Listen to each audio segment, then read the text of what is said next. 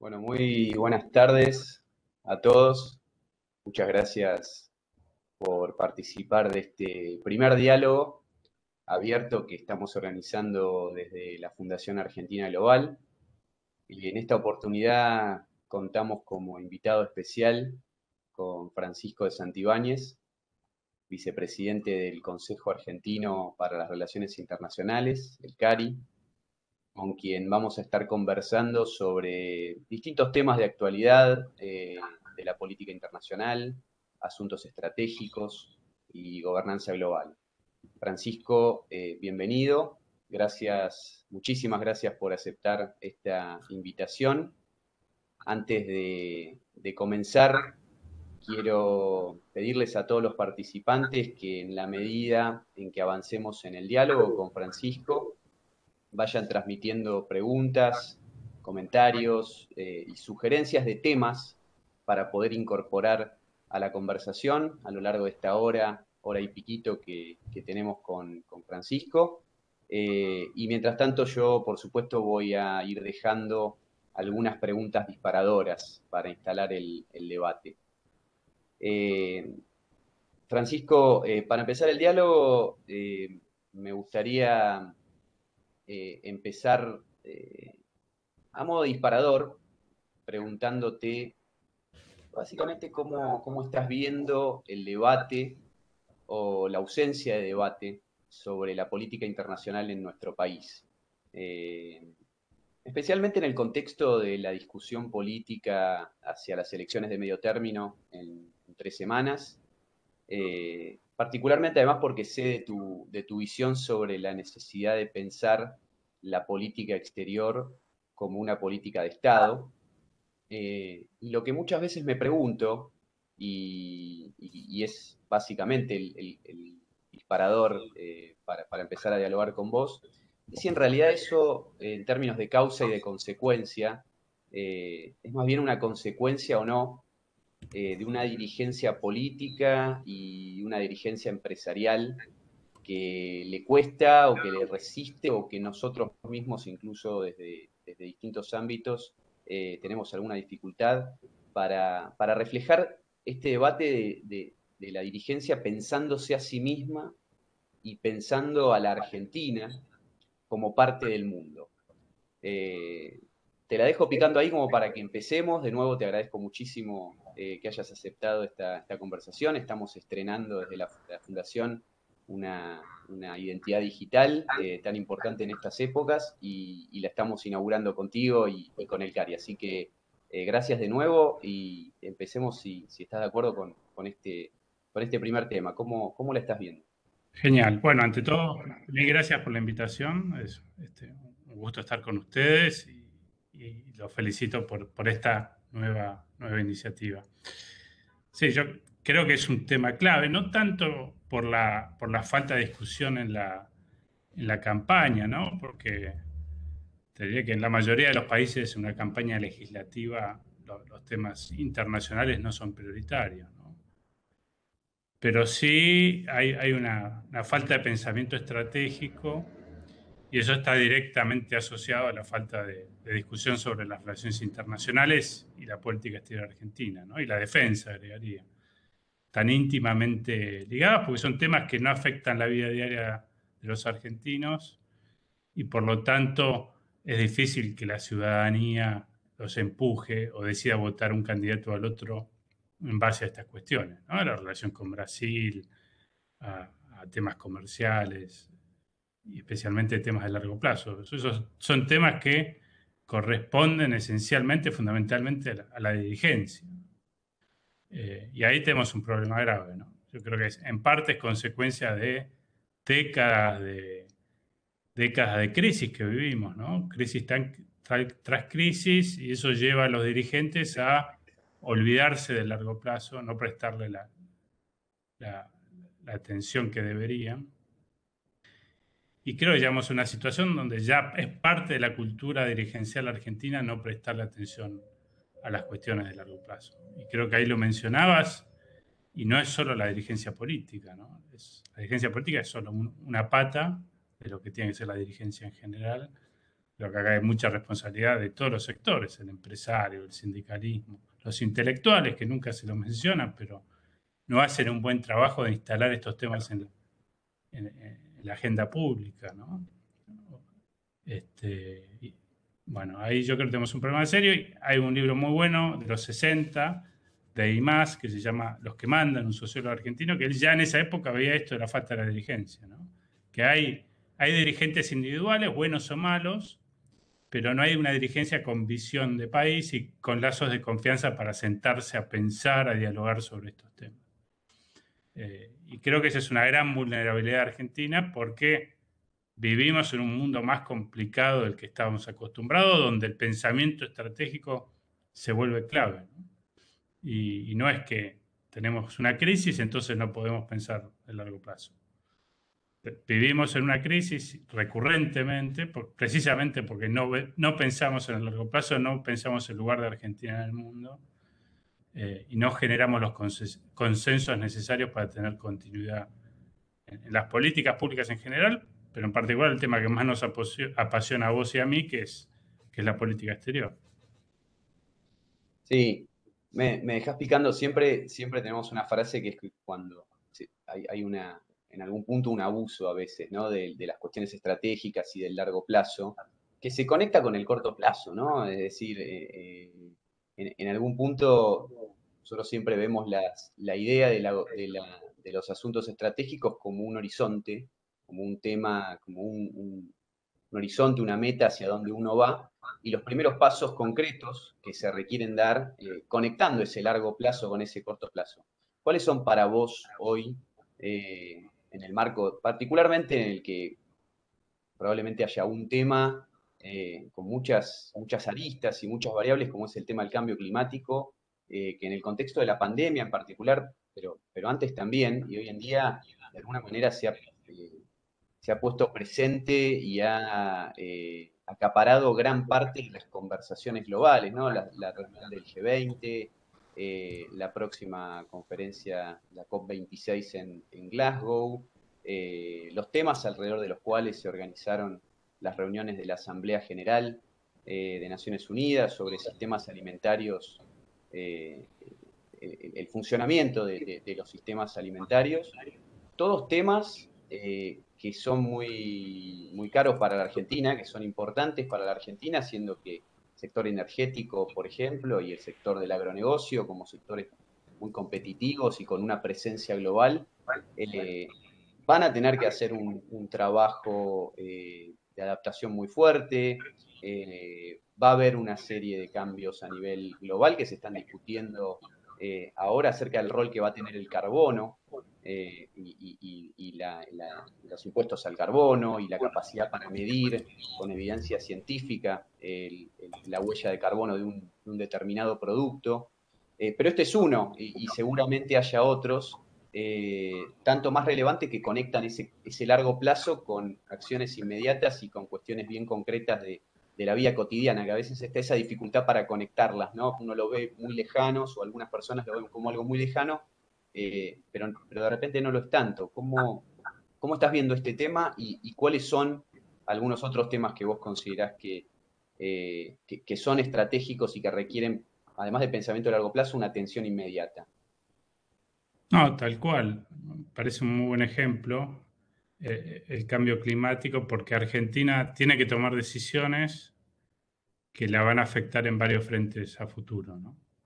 Y para tomar las decisiones correctas, primero hay un tema, si querés, de democrático, de que tienen que participar muchos actores sociales y tener un debate federal, que es otro tema también, ¿no? Son decisiones que van a afectar a las provincias y a toda la sociedad a largo plazo. Y es un muy buen ejemplo porque ahora se están cerrando negociaciones respecto al cambio climático, donde los países tienen que tomar decisiones difíciles que afectan a, a, a su economía. Y ahí relacionado con el cambio climático, varios temas, ¿no? Primero que es un problema muy serio, hay consenso entre los científicos y tiene que ser una prioridad para todas las naciones, ¿no? Siempre está, obviamente, el debate entre países en desarrollo y las grandes economías respecto a quién tiene más responsabilidad. Los que contaminaron más en el pasado, los que contaminan más ahora, etcétera. Cómo repartirse el costo de la baja de emisiones que es necesario. Y ahí Argentina tiene que estar preparada, tener una estrategia clara y tener los medios, ¿no?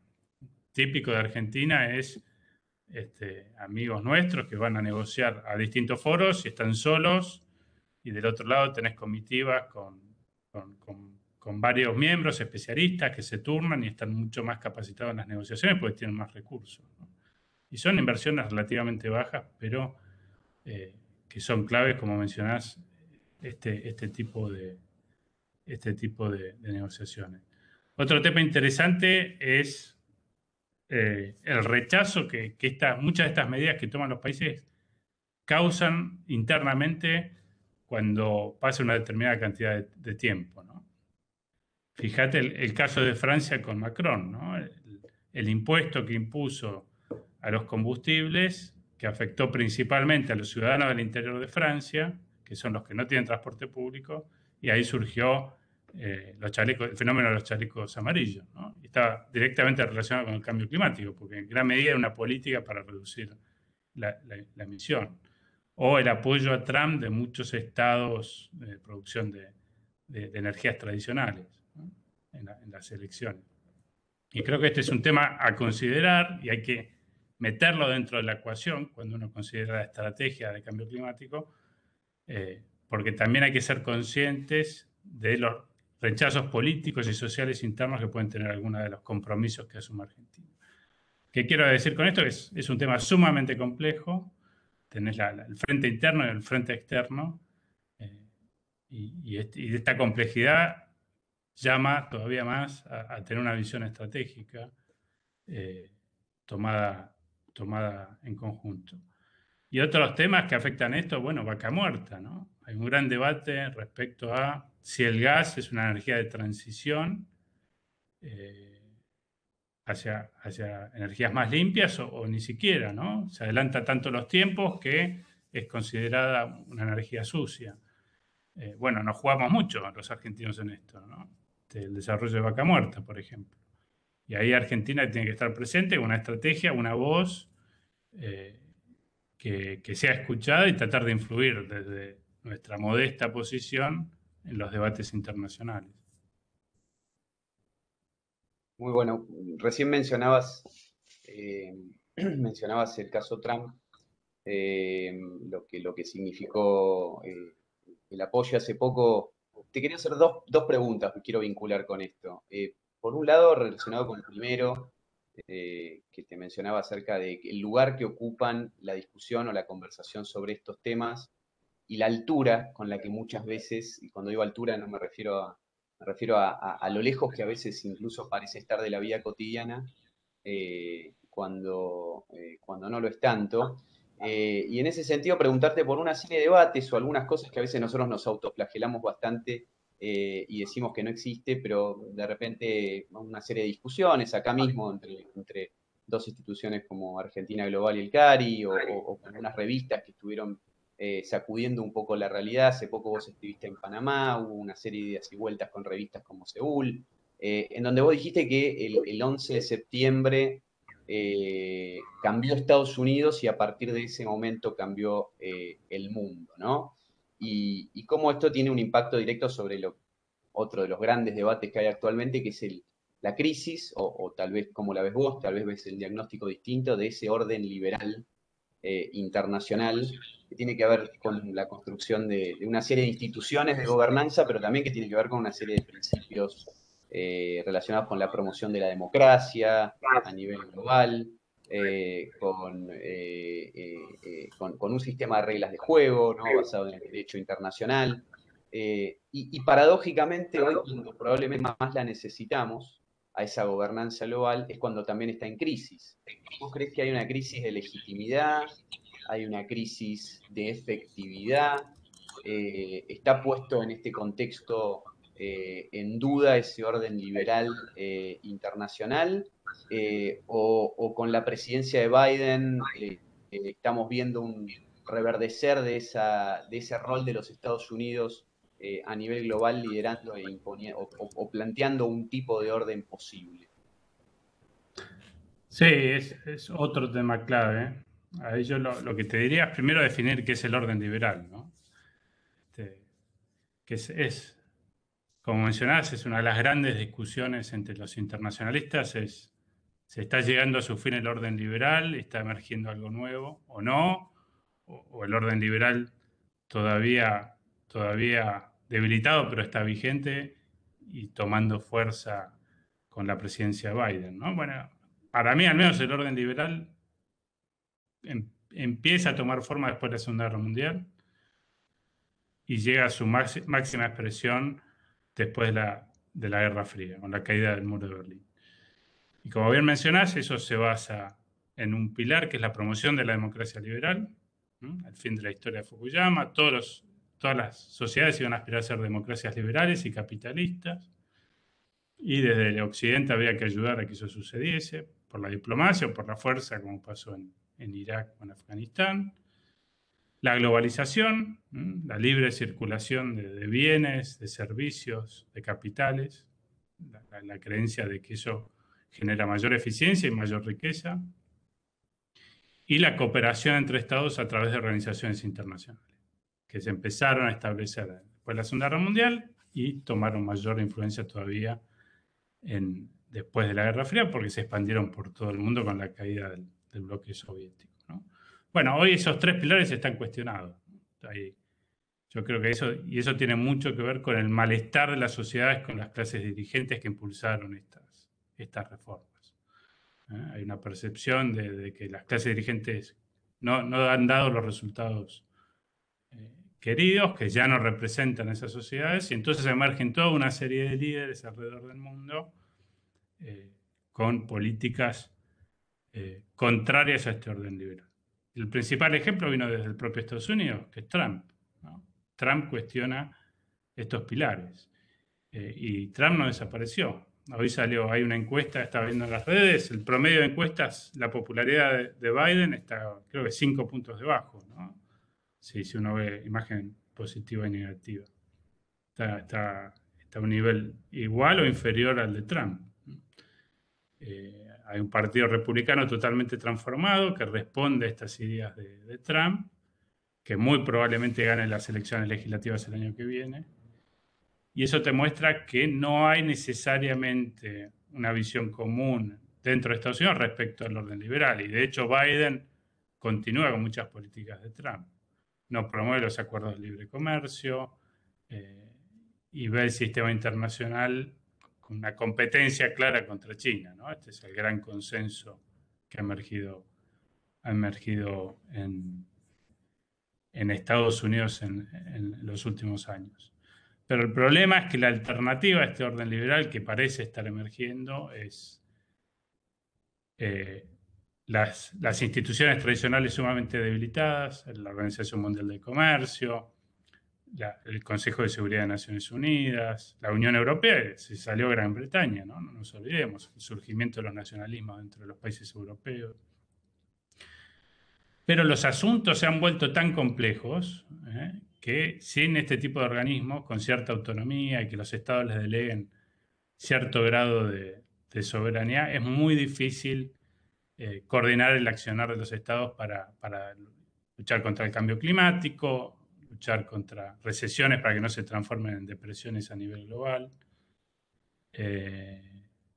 Entonces yo creo que sí, que es probable que el orden haya llegado a su fin, porque ya no refleja los intereses de las grandes potencias, de China, quizás inclusive de Estados Unidos, pero hay que preservar ciertos aspectos, ¿no? Y el de las instituciones internacionales me parece muy importante, ¿no? Porque si no nos quedamos con el G20, el G7, que cumplen un rol muy importante, que responden a la tradición realista, donde hay un intercambio de visiones entre los líderes, y ese intercambio de visiones, esos diálogos ayudan a disminuir la incertidumbre, pero no tienen una burocracia central capacitada para seguir estos temas tan complejos, ¿no? Así que sí, yo creo que estamos en un momento de transición y es en estos momentos donde hay que ser muy activo, especialmente países como Argentina, para preservar las reglas que nos favorecen, ¿no? El multilateralismo, como forma de resolver los problemas, es un ejemplo claro, me parece. Francisco, déjame llevarte un ratito al principio de nuestra conversación, sobre todo porque empieza a haber algunas reacciones y preguntas de los participantes. De hecho, tocábamos recién G20, Diego Capelli, amigo ex su Sherpa de G20 de la Argentina también, dice buenas tardes, me gustaría hacer la siguiente pregunta. Y lo que parece que define a nuestra política exterior hoy es la ausencia de una agenda positiva y la participación reducida en algunas conversaciones globales, ¿no? Cuando abordamos algunos de ellos, en general lo hacemos de una forma que gravita hacia la agenda doméstica, esto que mencionábamos al principio. En ese marco, ¿contemplás que puede haber algunos puntos de intersección entre el gobierno y la oposición o son dos visiones antagónicas, paralelas o que no se encuentran? Bueno, en teoría, política exterior debería ser una de las áreas donde debería ser más fácil llegar a acuerdos, ¿no? Porque no, nos alejan un poco de la agenda diaria, al menos los temas estratégicos. Lo que sí estoy viendo, y estoy de acuerdo con el comentario, no solo para Argentina, pero para toda la región, es la utilización a veces de la política exterior como herramienta doméstica, ¿no? Para ganar puntos la política doméstica. Y eso es sumamente peligroso y de hecho uno ve la agenda de integración en América Latina está totalmente paralizada. Los presidentes de Argentina y Brasil no se hablan y es solo un ejemplo, pero el conflicto con Chile por el tema limítrofe, etcétera, son todos ejemplos, me parece, que están mostrando una región donde la política exterior ya no es una política de Estado, ya no hay continuidad entre los distintos gobiernos en ciertos temas básicos, como fue el Mercosur, que está en crisis y que desde los 80, por mucho tiempo, de ambos lados fue una prioridad que permitió que haya cierta continuidad. Pero de vuelta, creo que esto es un problema serio a nivel regional, que lo estamos viendo una y otra vez en la mayoría de los países. Y de vuelta, hay que tener conciencia de la importancia de retomar estas políticas a largo plazo y que, de vuelta, vivimos en un mundo más complejo del que estamos acostumbrados. Cambios tecnológicos, conflicto entre China y Estados Unidos, cambios de humor social, etcétera, ¿no? Y de vuelta ahí es el rol de la clase dirigente. Bueno, no va a ser la población que va a presionar a los dirigentes para que lleguen a acuerdos. Estos son temas que le competen directamente a la dirigencia. Y ahí tiene que haber mayor responsabilidad de vuelta de la política, del empresariado, del sindicalismo y de los intelectuales. Eso exactamente, Máximo, ahí nos hace Máximo Pérez León Barreto una pregunta que creo que también interpela esto último que vos decís. Si la falta de estrategia es un problema de organización del Estado o solamente del Estado o es atribuible también a otras organizaciones y en todo caso al revés también, ¿no? ¿Cuáles son algunos ejemplos o experiencias de los cuales aprender o alguna lección aprendida, como decir, bueno, aquí sí se está pensando estratégicamente porque siempre insisto en que hay un sobreuso en nuestro lenguaje de aquello que se requiere el pensamiento estratégico y que no. Bueno, mira, hay países, hablamos Japón, Italia, varios ejemplos, Francia, donde la alta burocracia, los empleados públicos, tienen cierto nivel de autonomía y son un actor político, ¿no?, en las decisiones. Son estados, por ejemplo, donde el ministro es político, pero de ahí para abajo son todos funcionarios públicos, de carrera, meritocráticos, etc. Lamentablemente ese no es el caso de Argentina, ¿no? Cuando hablamos de Estado o al nivel de cierto nivel de autonomía de la política. Así que te diría que ahí no veo mucha responsabilidad. Al contrario, hay que fortalecer la alta burocracia, las Fuerzas Armadas, etcétera, que creo que es un tema que muchas veces descuidamos. Y es bueno lo de los ejemplos positivos, porque los hay. Argentina tiene políticas de Estado el uso pacífico de la energía nuclear, por ejemplo, que mantienen todos los gobiernos, que le permite a Argentina tener mucha influencia. Hoy un embajador argentino dirige el organismo a cargo de la energía atómica, tema de derechos humanos, la idea que hay que recuperar Malvinas, después los grandes vaivenes, que hay que recuperar Malvinas de manera pacífica, está en la Constitución y hay un consenso enorme, pero enormes vaivenes respecto a cómo hacerlo, etcétera. Hay ciertas políticas de Estado. La relación con Brasil como socio estratégico es otra política de Estado que ahora no está tan claro, ¿no? Si sigue siendo una política de Estado. Pero fue fundamental para traer la paz y estabilidad a la región. A veces nos olvidamos, pero antes de los 80 estamos en hipótesis de conflicto permanente con Brasil. Eso es uno de los grandes logros de la democracia de Argentina y Brasil y hay que preservarla, fortalecerla, ¿no? O sea, sí, hay ejemplos de política de Estado, pero cada vez va a ser más difícil sostenerla si no hay acuerdos y una visión más de largo plazo en la clase política. Sí, antes de pasar a algunos temas un poco más relacionados con la defensa, seguridad nacional y el vínculo con política exterior, mencionaste la integración en la región, pero también con alguna inspiración, donde hoy vemos que vuelven a plantearse discusiones sobre el futuro del proyecto europeo, el rol de Europa en el escenario internacional, identificar cuáles son los márgenes de acción y sobre todo reimaginar esa agenda de integración, especialmente en América Latina, en el Mercosur, frente a la ausencia este, de algunos consensos que quizás algunos años atrás estaban, son objetivo ineludible para que la Argentina pueda tener una adecuada estrategia de inserción global. ¿Cómo estás viendo hoy? Vos decías que la integración está paralizada o está en crisis.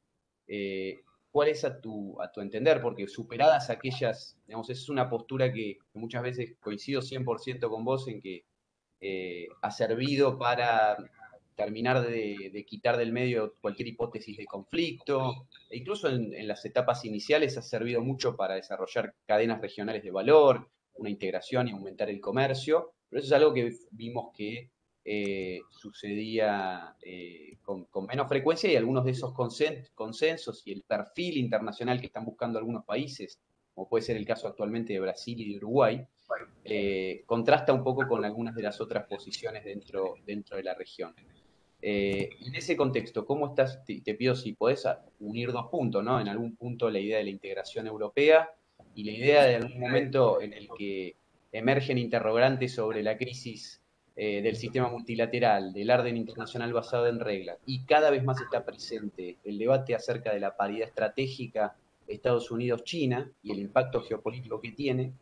¿Cómo estás viendo y cómo crees vos que deberíamos mirar el tema Mercosur-Unión Europea, que tiene un componente mucho más allá de lo comercial y que también tiene un componente fuerte de diálogo político e incluso de mensaje geopolítico en este contexto en el que parecería que solamente hay dos bloques para elegir, pero no creo que sea tan así. Mira, justo mañana estoy en un panel de un think tank polaco y la discusión es esta, ¿no? La Unión Europea y América Latina ante el enfrentamiento entre China y Estados Unidos y cómo reaccionar. Así que estaba hasta hace un rato estaba preparando qué iba a decir, así que mato dos pájaros de un tiro y te comento alguna de mis ideas, ¿no? Pero sí, es cierto, digamos. ¿La lógica cuál es? Hay dos grandes potencias, las dos son potencias nucleares, casi imposible que haya un enfrentamiento directo, militar. Entonces van a tratar de resolver sus disputas en otros ámbitos, el tecnológico, el cultural, el político. Y cuando lo hagan militarmente lo van a hacer en otras regiones a través de otros estados, como pasó en la Guerra Fría. Y ahí Europa y América del Sur especialmente se pueden transformar en escenarios de esta rivalidad. De hecho, ya lo empezamos a hacer. Y ahí notás que tenemos intereses muy cercanos. Estamos pasando por unas experiencias parecidas. ¿Cómo evitar que algunos estados se alineen con una de las potencias y otros con otros? y terminemos peleando, resolviendo la disputa de las potencias en nuestras regiones. Ese es quizás el mayor peligro estratégico que enfrentamos ahora. Y el acuerdo Mercosur y Unión Europea me parecía fundamental, me parece fundamental, y acá creo que es más responsabilidad de los europeos que nuestra que no avance, por dos temas. El primero, por lo que decís vos, por la agenda política, porque nos permite defender el multilateralismo, ¿no? A través de una alianza con los europeos, que ellos también tienen el interés de que haya un multilateralismo y no estar a la merced de las peleas de las potencias. Así que ese tema me parece clave. Y económicamente, porque creo que es la forma menos costosa de salir del subdesarrollo, ¿no? Uno ve la experiencia de otras regiones, de otros países que firmaron acuerdos con la Unión Europea, e inmediatamente eso se tradujo no tanto en el aumento del comercio, parece que no es lo esencial, sino en un incremento muy fuerte de las inversiones, porque uno adopta ciertas reglas que te traen mayor estabilidad, mayor previsibilidad y aumenta la inversión extranjera y la local también, además de que tienes un mercado más grande. Así que yo creo que hay, como ejemplo de pensamiento estratégico, el acuerdo con la Unión Europea es un caso típico de que es en el interés de Argentina por motivos políticos y económicos, ¿no? Pero sí, de vuelta, es complejo porque hay dos fuerzas, yo creo, que tanto en Europa como en América del Sur, que no ayudan. Una, lo que te mencionaba antes, el malestar social con las élites, que lleva a que las sociedades busquen alternativas y son alternativas más de izquierda o más de derecha, y eso vuelve más difícil la colaboración entre gobiernos. Estamos viendo en Chile, por ejemplo, ahora, ¿no? Está Kast, el candidato de la nueva derecha, que se comió a la derecha tradicional, 3 puntos arriba en las encuestas presidenciales, ¿no? Son cambios muy profundos, y Bolsonaro era otro ejemplo. Y el diálogo entre políticos de esta nueva derecha con políticos de la nueva izquierda más radical se vuelve prácticamente imposible. Y Europa atraviesa una situación similar. Y el otro fenómeno, ya lo discutimos, es la disputa entre China y Estados Unidos, que es una cuestión sistémica de distribución de poder del sistema internacional que dificulta esta integración regional, pero a la vez la vuelve más necesaria. ¿Mm? Así que de vuelta, ¿cuál es el rol de los que piensan, los intelectuales, los políticos con una visión más largo plazo? Es visibilizar estos temas, que estén en la agenda pública y tratar de alcanzar consensos. Yendo un poco, siguiendo en la línea de la integración regional, los sectores regionales o continentales, Diego Cagliolo acá nos pregunta, te pregunta, si ves o imaginás la emergencia de una figura relevante a nivel continental que pueda convertirse en impulsor de la integración latinoamericana con alto nivel de consenso, y si la respuesta fuera que sí, ¿quién o quiénes podrían ser esos actores o figuras? Sí, generalmente es muy difícil que sea una figura porque genera recelos en los otros gobiernos, ¿no? Y es lógico que así sea. Así que yo te diría que deberían ser varias. Tomemos el caso de Argentina y Brasil, ¿no? Cuando surge el Mercosur fueron presidentes, fue una serie de presidentes que impulsaron el proceso tanto en Brasil como en Argentina. Y el proceso regional, de vuelta, tiene que ser una camada de líderes que entiendan esto y más allá de las diferencias ideológicas o personales, restablezcan el diálogo y empiecen a coordinar ciertos aspectos de la política exterior.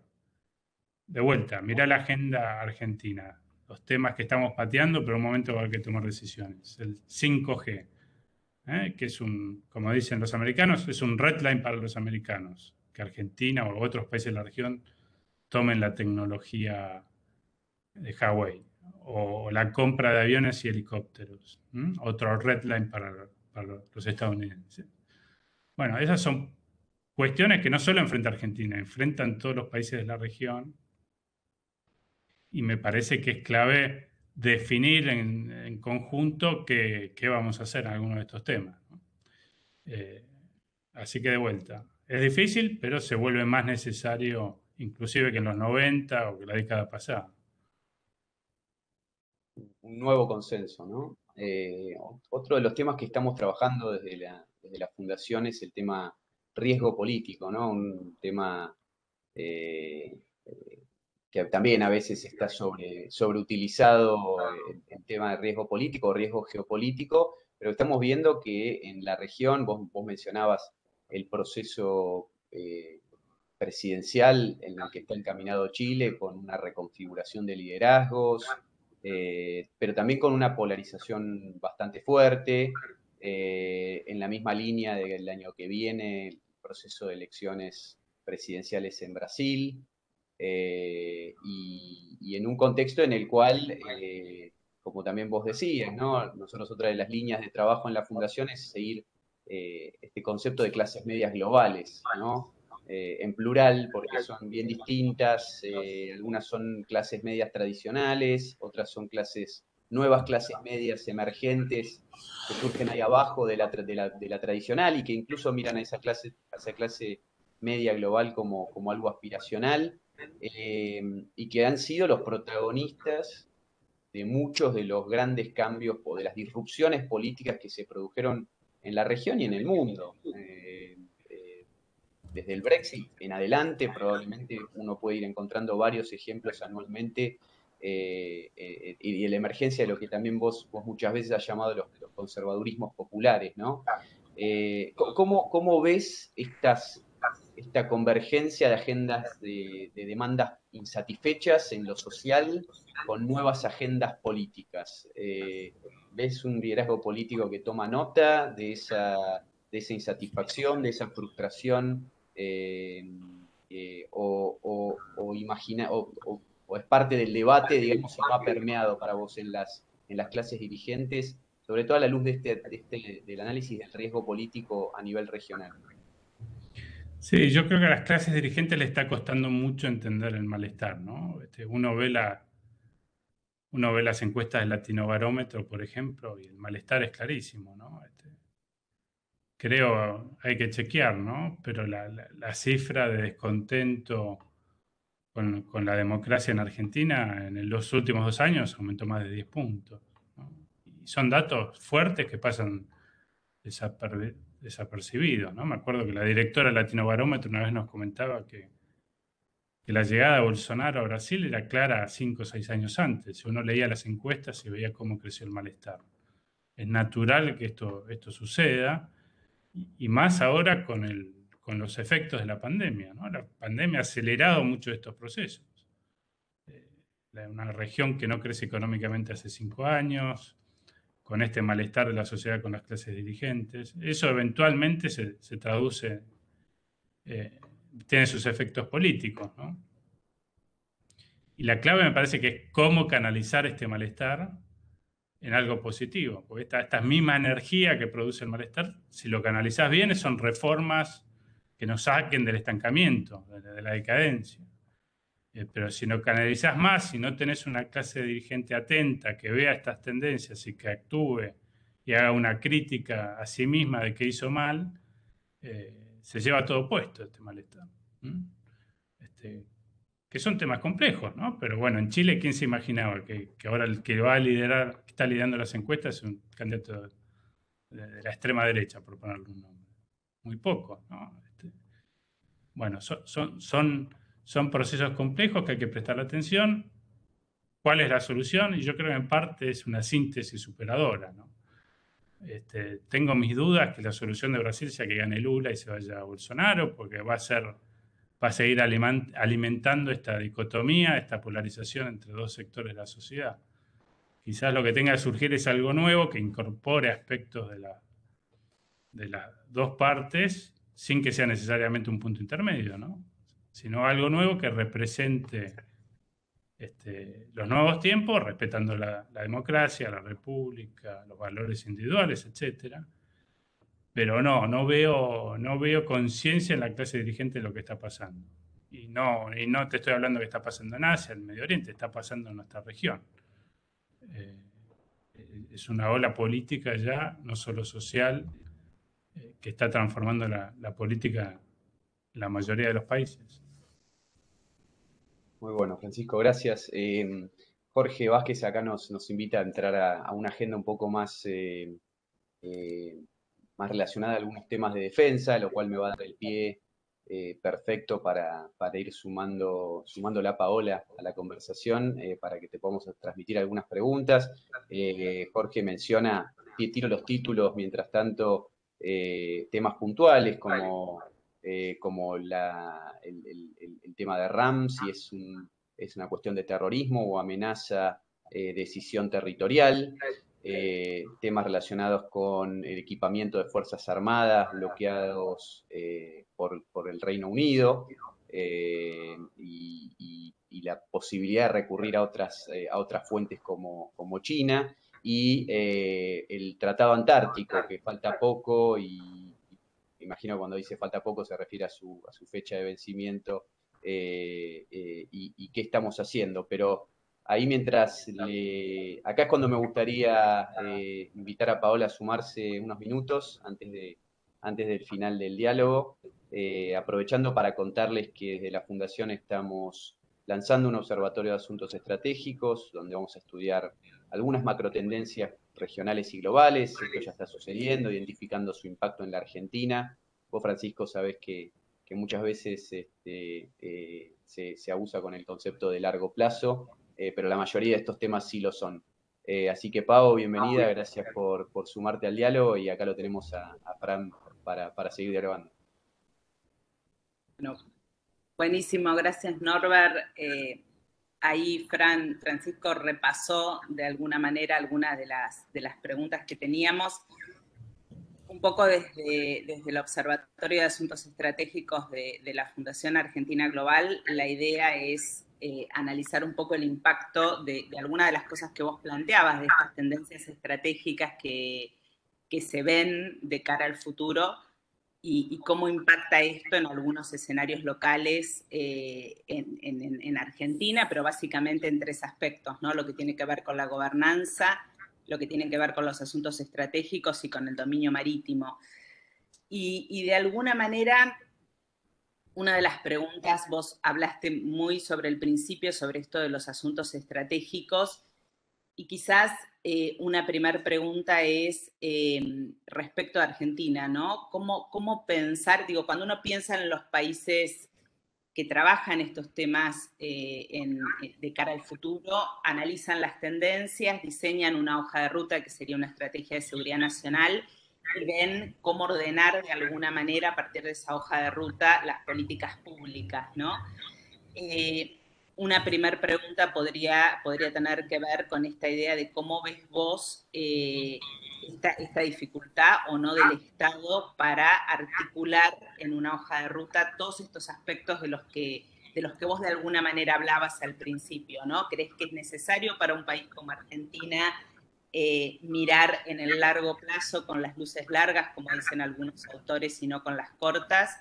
Creo que de alguna manera lo estuviste vinculando a algunos de los aspectos que desarrollaste, pero concretamente, ¿qué pensás con respecto a contar con una hoja de ruta como una estrategia de seguridad nacional para un país como la Argentina? Sí, es un tema muy interesante, ¿no? Yo creo, por un lado, tenés ejercicios de las burocracias de los países. Estados Unidos es el ejemplo más claro, pero los white papers lo hacen todos los países grandes. Rusia acaba de sacar su informe de pensamiento estratégico, que suelen elaborar las burocracias, los niveles altos de la burocracia. Y es interesante, generalmente hay un consenso que son informes a 20 años, ¿no? Ese es como el punto acordado de que es hasta dónde podemos pensar estratégicamente, porque más años ya es casi imposible prever qué va a pasar, y menos ya termina siendo algo de coyuntura. Pero al menos por mi experiencia, por lo que estudio yo, que sigo, por ejemplo, bastante Estados Unidos, pensamiento estratégico, el rol de los intelectuales, ¿no? Y de los intelectuales muchas veces con participación política, más que de las burocracias. Fíjate, la gran estrategia de Estados Unidos de la Guerra Fría, que fue exitosa, que fue básicamente contener el crecimiento de la Unión Soviética, surgió de un intelectual diplomático que era George Kennan, con un par de artículos que se publicaron y que después fueron tomados por la política, ¿no? Entonces yo creo que hay un rol muy importante de estos intelectuales, pero que también entienden de la cuestión pública. Y hoy Estados Unidos, después de una etapa de confusión estratégica desde la caída del muro de Berlín hasta hace unos años, donde no estaba muy claro cuál era su objetivo ni cuáles eran sus enemigos, no había consenso interno, y eso creo que lo llevó a cometer muchos errores. Ahora surge una nueva estrategia, me parece, que es esta de contra el crecimiento de China, ¿no? Por distintos motivos, con distintas retóricas, pero el consenso está claramente en demócratas, republicanos, sector privado, la población, uno ve las encuestas, por ejemplo. Y es interesante el debate, ¿no? ¿Quién fue el que fijó esta visión estratégica de largo plazo? Y de vuelta, no es en los papers muy académicos, no fue en las burocracias, fue más en revistas de difusión como Foreign Affairs, donde académicos escribían, como lo hizo Kennan hace más de 50 años, y empezaba a haber un debate público respecto entre los que toman decisiones respecto a qué es lo que hay que hacer, ¿no? Pero yo creo que esa es una forma, ¿no? Los medios de comunicación, generar ámbitos que quizás hoy no existen, como puede ser,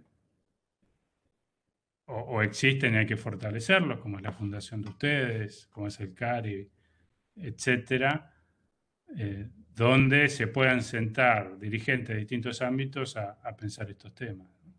Y lugares para publicar, mencionaba Norberto, revistas como Panamá, Seúl, donde se puedan publicar con mayor extensión y profundidad discusiones sobre estos temas. Obviamente hay una diferencia enorme entre la gran estrategia de una potencia como Estados Unidos, que abarca a todo el mundo y un sinnúmero de factores, a la de un país medio como Argentina. Hay que, por ejemplo, quizás es más interesante para un país como Argentina ver qué hace Francia de lo que hace Estados Unidos. Hay más semejanzas con Francia por un montón de motivos. Lo que hace España, ¿no? Y de vuelta, porque enfrentan una situación similar a nosotros. Dos grandes potencias, ¿qué es lo que hacemos ante estas dos grandes potencias? Australia tomó una posición, Francia aparentemente va a tomar otra. ¿Qué va a hacer India? Bueno, ahí está el diálogo. Que los dirigentes muchas veces no tienen tiempo, los gobiernos, para dialogar estos temas, y menos con colegas de otros países.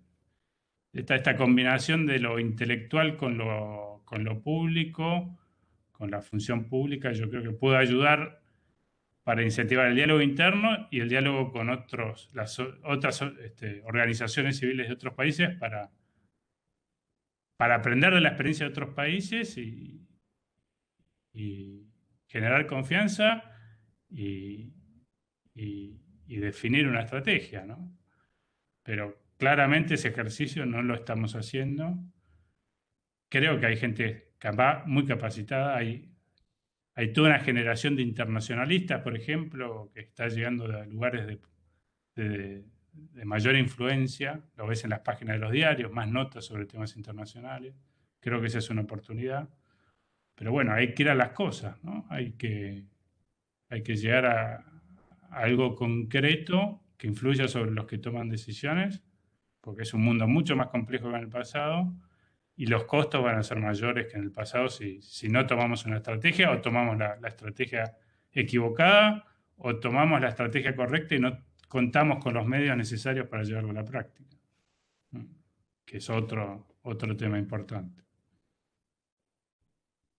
Muy, muy bueno, Francisco. Nosotros siempre decimos cómo promover la cultura estratégica, ¿no? De alguna manera, que es esto que vos decís, la sinergia entre los actores involucrados, los que toman la decisión y los que hacen que las cosas pasen, ¿no? Creo que de alguna manera sobre eso es sobre lo que hay que trabajar desde estos lugares, ¿no? Te llevo un cachito a una pregunta asociada a dos cosas que vos dijiste. Vos en un momento hablaste de cambio de humor social y demandas insatisfechas, ¿no? Y si nosotros vemos partimos del análisis de estas tendencias estratégicas globales, una de las cuestiones que más se nota es esto, ¿no? Cómo la política puede hacer frente a esas demandas cada vez más exigentes de la comunidad, de la sociedad, en un mundo fragmentado, ¿no? Donde muchas veces estas demandas son sectoriales, ¿no? Representan a los intereses de determinado grupo que cada vez estresa más al proceso de toma de decisiones. Antes de la pandemia había todo un análisis sobre el impacto que esto iba a tener, o que estaba teniendo, digo, que en nuestra región lo vimos, en términos de protestas masivas, ¿no? Digo, esto después se frenó, producto de alguna manera de la pandemia, pero ¿cómo visualizás vos un poco esta idea entre esta tendencia a la fragmentación, a las demandas cada vez más exigentes de la gente, y esta idea de esta tendencia de protestas masivas que afectaron a nuestra región también antes de que nos afectara el COVID, y si pensás que esto es algo que puede tener un impacto de aquí para adelante, ¿no?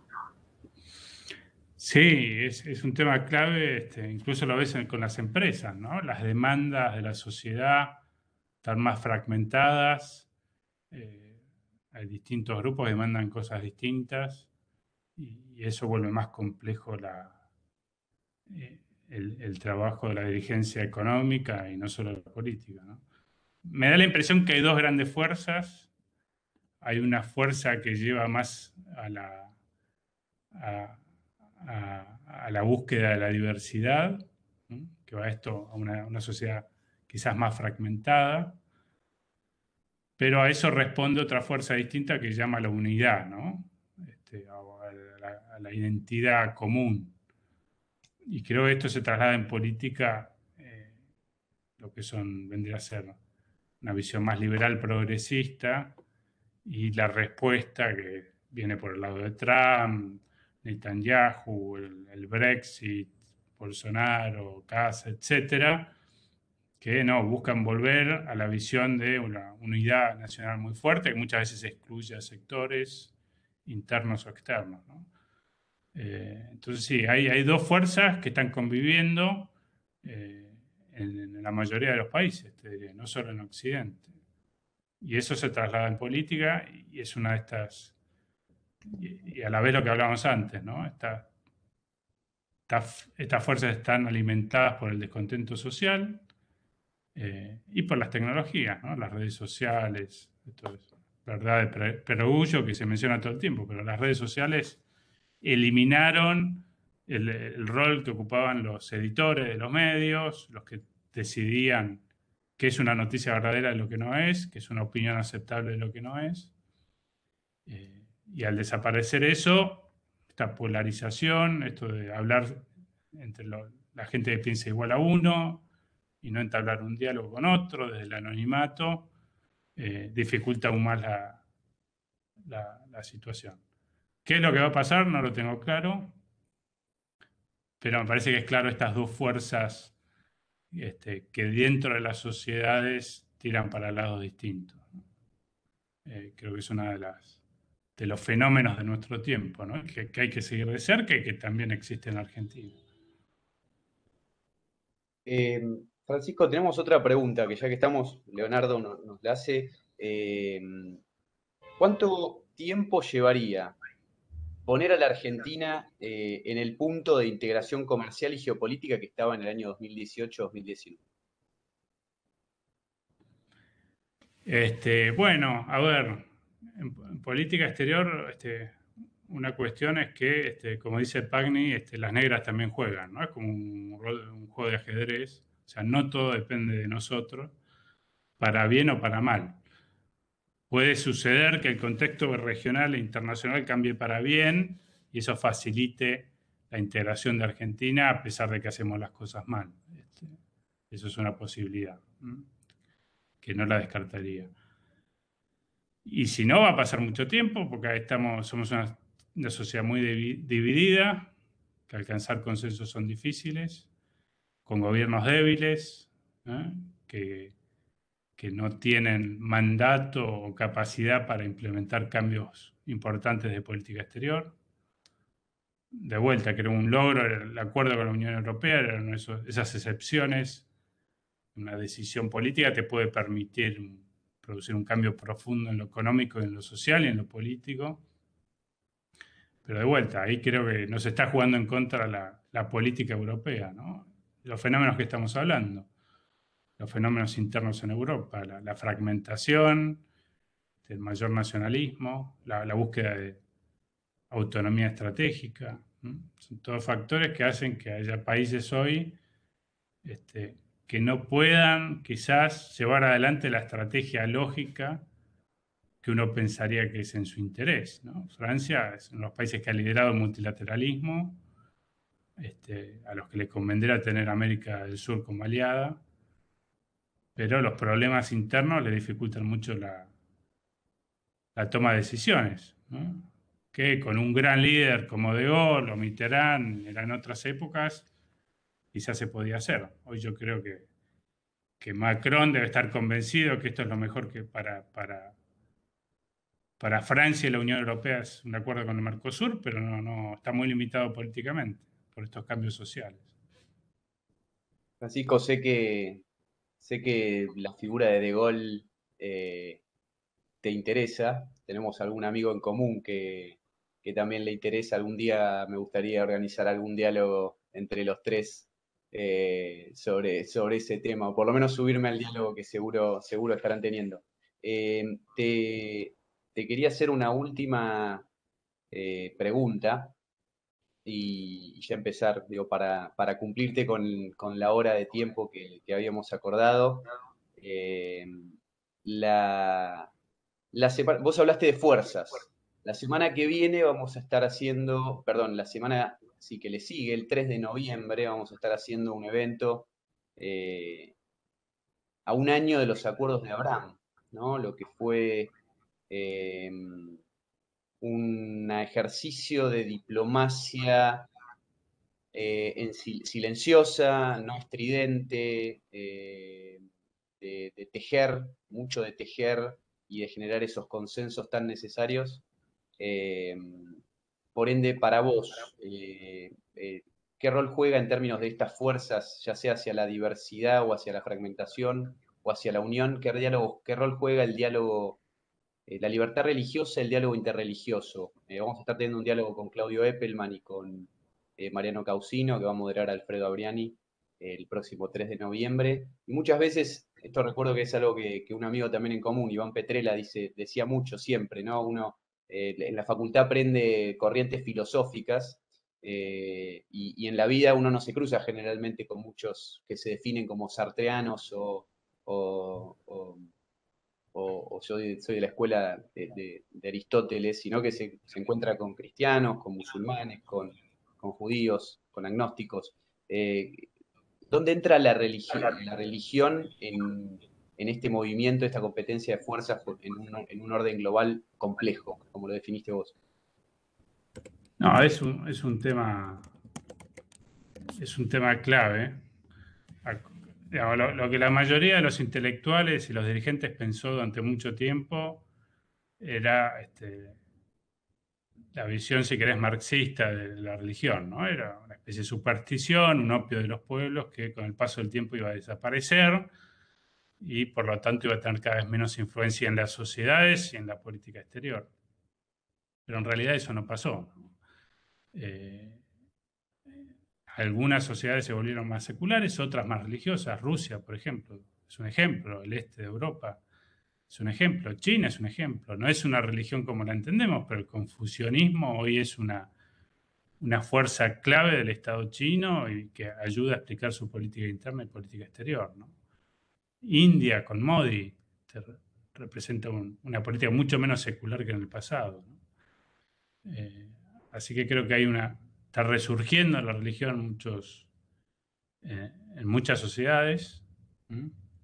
Creo que en América Latina el movimiento evangélico es clave, por ejemplo, como lo fue clave en Estados Unidos para explicar la llegada de Reagan al poder, la consolidación, bueno, me entienden, Sí. del Partido Republicano, moderno. Y creo que la clave está, y en eso las religiones aprendieron mucho, las autoridades de las religiones, en promover el diálogo, ¿no? Y no ser una fuente de conflicto, sino de alcanzar consensos entre las sociedades, como puente, ¿no? Y ahí todo es muy interesante porque, digamos, Estados Unidos, por ejemplo, influye en la política exterior a través del Partido Republicano y los evangélicos, pero Obama estaba muy influido por un teólogo progresista de Estados Unidos que influyó mucho en su visión del mundo, ¿no? Que a la vez venía por el lado de San Agustín, etc. Así que, y esa visión tiene que ver más con los puentes que con los muros, etc. Entonces la religión sigue influyendo, es fundamental, y es importante, que me da la impresión que, a diferencia de otros siglos, de otros momentos históricos, hay una propensión más a llamar al diálogo entre las religiones y las sociedades que en el pasado. Así que como tema de estudio me parece fundamental, ¿no?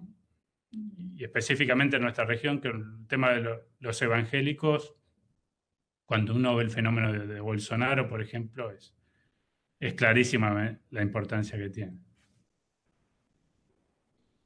Bueno, Francisco, creo que te hemos paseado por una buena agenda. Gracias por el ping-pong, gracias por la generosidad. Espero que sea la primera de varias y que esto también nos dé la oportunidad de tener una agenda de trabajo también con el CARI y seguir discutiendo y conversando juntos. Así que a todos los participantes, agradecidos, muchas gracias por sumarse, un placer tenerlos, y Pau, gracias también por sumarte, pero especialmente Fran, gracias, y desde la Fundación agradecimiento para todos, y dispuestos a seguir dialogando acerca de estos temas, que nos quedaron un montón de temas afuera, seguro, pero mejor así dejamos a la gente con un poco de ganas de más y hacemos otra. Genial, no, gracias a ustedes, y bueno, y me sumo en la próxima, que va a estar Causino, que es muy amigo, así que lo estaré escuchando. Un abrazo, gracias por la invitación, un gusto estar con ustedes. Muy bien, muchas gracias, Francisco. Gracias, Francisco. Chau, saludos, gracias.